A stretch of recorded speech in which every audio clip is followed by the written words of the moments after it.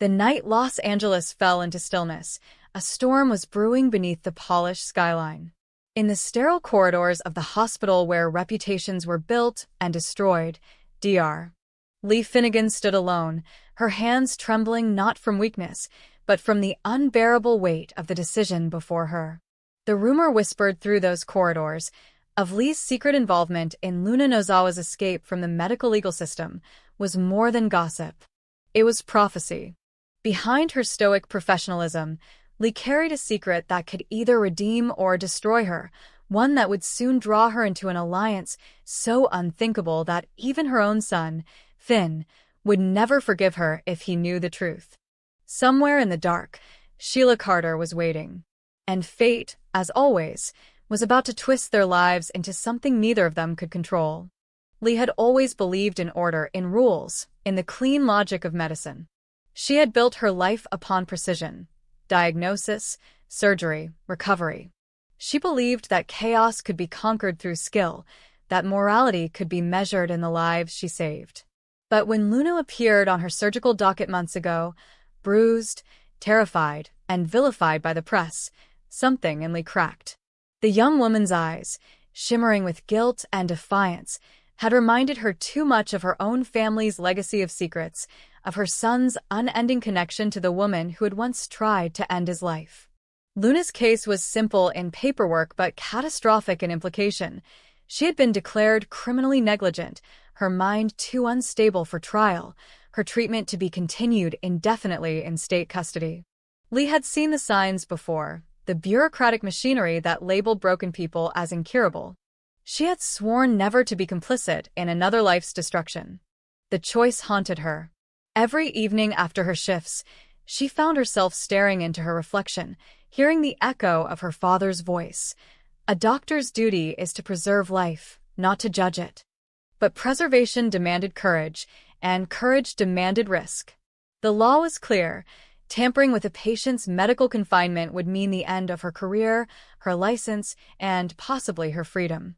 Yet the more she read Luna's file, the more she saw manipulation threaded through the case.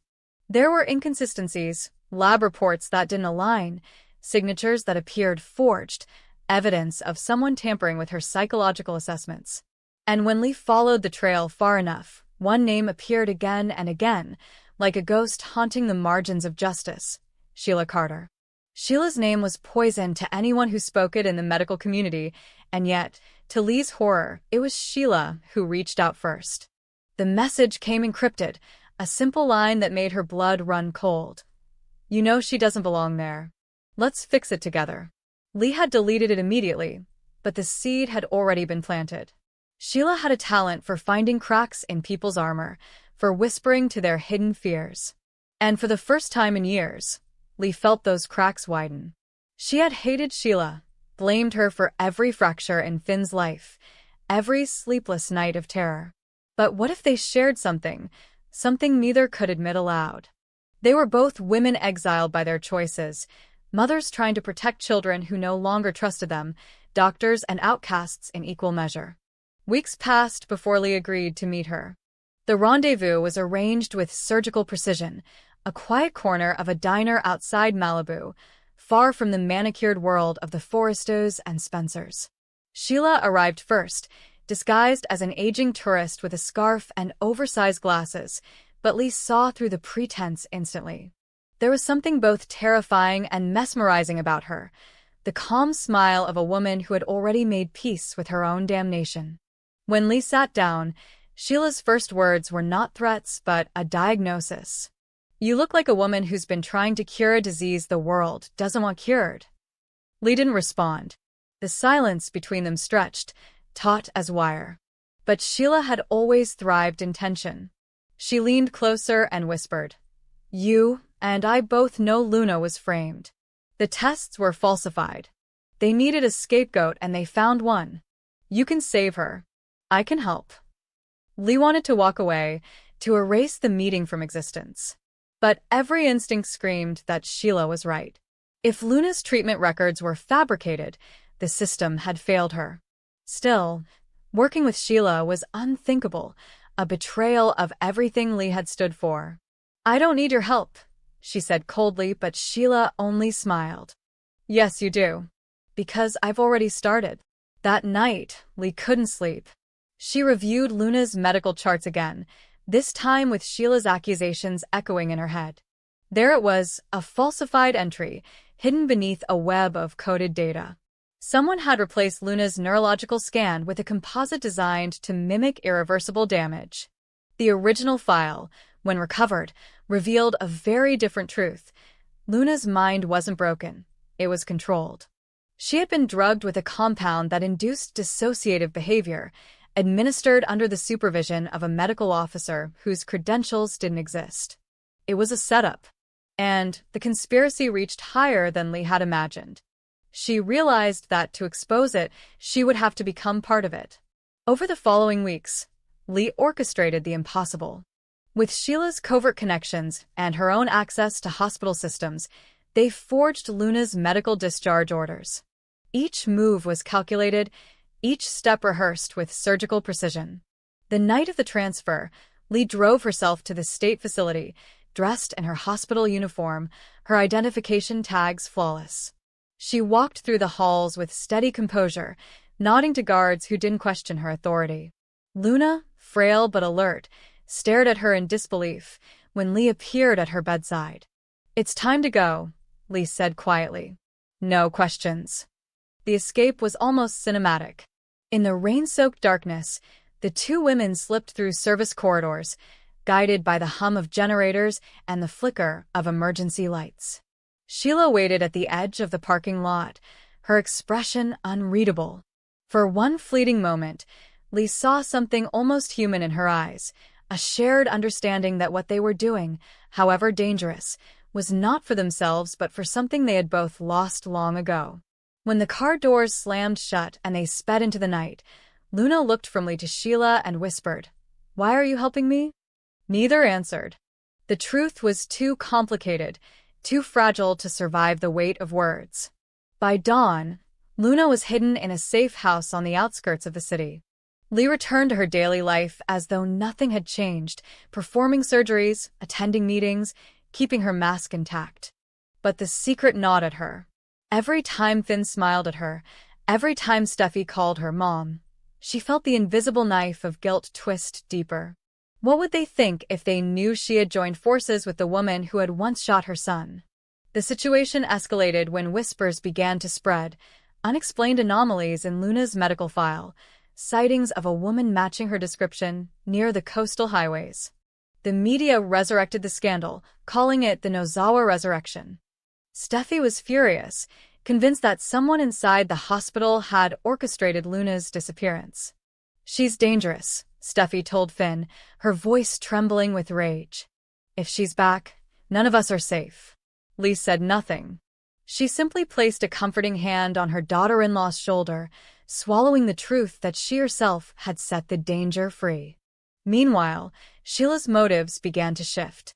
What had started as an alliance of convenience grew darker with every passing day. She had tasted proximity to redemption again and wanted more. Saving Luna had given her a strange kind of power, a narrative where she could play the hero instead of the villain. But as always, her methods carried rot beneath the surface.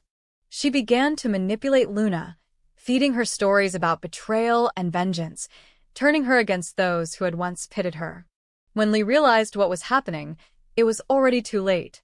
Luna had disappeared from the safe house, leaving behind a single note. "You said I was free. I intend to prove it." That message set off a chain of events that would shake Los Angeles to its core. Within days, Luna resurfaced at Forrester Creations, walking through the glass doors as if emerging from the grave. Her return sent shockwaves through the company, igniting fury in Steffi and disbelief in Finn. "She shouldn't be here," Steffi hissed, but Finn, ever the idealist, hesitated. "Maybe she deserves to tell her story," he said quietly. Their marriage, already strained by lingering shadows of Sheila, now began to fracture under the weight of this new conflict. Steffi saw danger, Finn saw redemption. And standing at the edge of it all, Lee watched her world unravel, realizing that the alliance she had forged in secret had birthed a new war. The press pounced on the chaos. Rumors swirled of bribery, of forged records, of a medical conspiracy involving one of Los Angeles's most respected surgeons. Lee found herself cornered, her ethics questioned, her loyalty under fire. She denied everything, but behind closed doors, she could feel the walls closing in. The board demanded an inquiry, the State Medical Association threatened suspension, and whispers about Sheila's involvement reached every newsroom in town. And then came the inevitable confrontation. Steffi, trembling with betrayal, burst into Lee's office. "Tell me it's not true," she demanded. "Tell me you didn't help Sheila Carter." Lee tried to explain, to paint it as an act of compassion, of justice, but Steffi's fury was absolute. "You risked all of us," she shouted. "You risked Finn." The word struck Lee harder than any accusation. She realized then that her quest to save one woman had endangered everyone she loved. But even in disgrace, Lee refused to see herself as a villain. "I didn't do this for Sheila," she said quietly. "I did it for Luna. Because no one else would." Outside, cameras flashed. Inside, the family splintered. Finn, torn between loyalty to his mother and his wife, could only stand in stunned silence. Luna, meanwhile, watched the destruction unfold from a distance, her expression unreadable. Sheila was gone, vanished once more into the city's underbelly, leaving behind chaos like a signature. In the end, Los Angeles learned what it always learns, that salvation and sin often wear the same face. Lee Finnegan became both martyr and traitor, the doctor who crossed every line to save a patient and lost herself in the process. Luna became a symbol of rebirth and scandal, her name whispered with fascination and fear. And somewhere in the shadows, Sheila smiled, because in orchestrating this fragile alliance, she had once again proven that in a city built on masks, she would always know which ones to break. As the sun rose over the skyline, its light glinting off the hospital's glass facade, Lee stood by her office window, the distant sound of sirens echoing like judgment. Her reflection stared back at her, haunted, resolute, unrepentant. She had saved a life, but the cost was her own.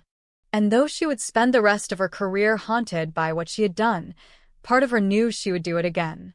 Because in a world ruled by lies and power, sometimes even a doctor must become an outlaw to keep her oath. And somewhere deep down, beneath the guilt and the ruin, a terrifying truth began to take shape. Sheila Carter wasn't finished. The alliance may have broken, but the chaos it unleashed was only beginning. In the fragile silence between heartbeats, Los Angeles waited for the next betrayal. The years had not been kind to Bill Spencer. Time had stripped away the sharp confidence that once defined him, leaving behind a man haunted by what he had gained and what he had destroyed. The infamous dollar bill, a titan of power and ego, had long ago realized that money could buy silence, submission, and control, but never forgiveness. Especially not from the woman who had seen through every wall he ever built. Katie Logan had once been his fiercest love and his most painful loss. And after a decade and a half apart, fate, or perhaps guilt, brought them face to face once more, in a moment when both were older, wearier, and perhaps finally ready to stop fighting what had never truly died. In the time since their final divorce, Bill's world had grown quieter but lonelier. His sons had built lives of their own. Liam had drifted away emotionally after the betrayals that nearly cost him everything, and Will, his youngest, had become the embodiment of both his father's ambition and his recklessness. Bill's empire thrived, his reputation remained untouchable, yet beneath the surface there was decay, a man who had conquered everything except his own emptiness. Katie, on the other hand, had rebuilt herself piece by piece. After their third separation, she devoted her life to stability, raising Will with discipline and grace, proving that she could stand independent of the whirlwind that was Bill. But in the soap opera universe of Los Angeles, peace never lasts, and neither does distance, when family is involved. It began with a phone call. Will in trouble, Luna Nozawa's name whispered like poison, and just like that, the past came knocking. Luna's arrival in their lives was both unexpected and catastrophic. She had the face of innocence, the story of a victim, and the cunning of a survivor. Bill saw something of himself in her, a wounded soul raised in chaos, desperate for redemption. When Luna claimed she was unjustly imprisoned for crimes tied to her broken childhood and her toxic relationship with her mother, Poppy Nozawa, Bill's instinct to protect kicked in. It wasn't love, it was recognition. He saw in her the echoes of the pain he had buried for years. Using his influence and connections, he secured her early release, believing he was offering her a second chance. Katie had warned him. She had seen this pattern before, Bill's need to save the damaged, to rewrite his own history by redeeming others. But Bill insisted Luna deserved compassion. She's not a monster, he told Katie. She's a product of her past. What he didn't realize was that Luna's empathy was a mask, carefully molded to manipulate him. Beneath her soft-spoken demeanor, she harbored a dangerous obsession with power and a deep resentment toward the men who had defined her trauma. Bill had given her freedom, and in return, she gave him destruction. Her first act of betrayal came quietly, almost invisibly, through Will. What began as friendship, Luna offering him understanding, attention, and validation, spiraled into manipulation. At a company celebration at Il Giardino, she plied him with drink after drink, playing the perfect confidant until Will, intoxicated and vulnerable, became her next victim. The aftermath was devastating, a pregnancy born not from love, but from coercion. When the truth surfaced, it tore through the Spencer family like wildfire. Katie's fury was volcanic. Her son had been violated, his name now tied forever to the woman who had deceived them all. But Bill's reaction was more complicated. Beneath his rage was shame, shame that he had brought Luna into their lives, that his own blindness had led to this. For the first time in years, he faced the consequences not as a businessman, but as a father. He had fought wars in boardrooms, but nothing prepared him for the battlefield of guilt that now consumed him. And then came the unthinkable. In the chaos that followed Luna's exposure, she lashed out again, this time at Liam. Whether by accident or by intent, the gun she raised found its mark in his chest. The bullet missed his heart by inches, but the damage it caused reverberated far beyond the hospital walls. It was the moment that broke whatever illusion of control Bill had left. The man who once prided himself on power now stood helpless before the fragility of his family. Katie saw it all, the collapse of a legend, the unraveling of the man. She watched as Bill spent sleepless nights at the hospital, his hands trembling as he sat beside Liam's bed, whispering apologies no one could hear. For years, she had hated him for his arrogance, for the way he believed he could bend the world to his will. But now, she saw something she hadn't seen since the early days of their love: humility. For the first time, Bill wasn't fighting to win, he was fighting to make amends. When Luna was finally arrested again, Bill didn't celebrate her downfall. He didn't storm into court demanding justice. He quietly visited her cell, staring at the woman he had once believed he could save. "You used my compassion," he told her softly. "But the real crime isn't what you did to me, it's what you did to the part of me that still believed people could change."